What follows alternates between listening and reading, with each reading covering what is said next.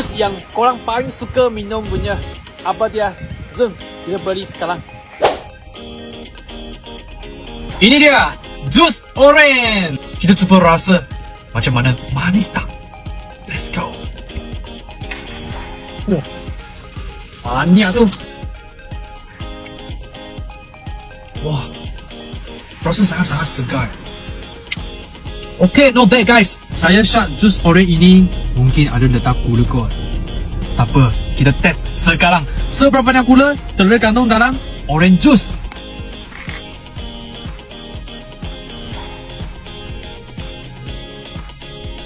%9.5% dalam 100 ml. Jus ini agak 400, jadi 38 gram gula dalam orange juice ini.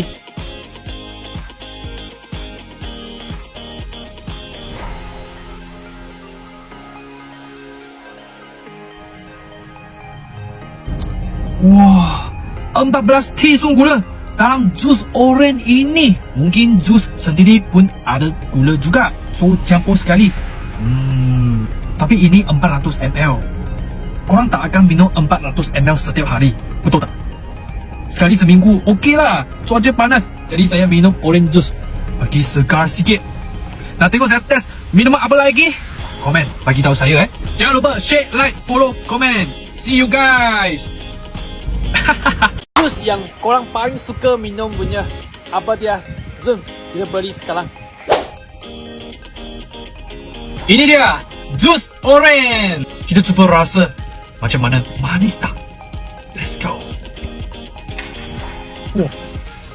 Banyak tu. Wah, rasa sangat-sangat segar.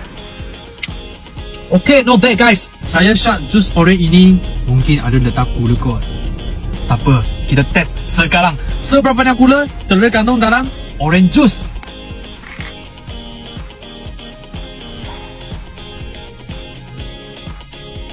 %9.5% dalam 100 ml. Jus ini agak 400, jadi 38 gram gula dalam orange juice ini.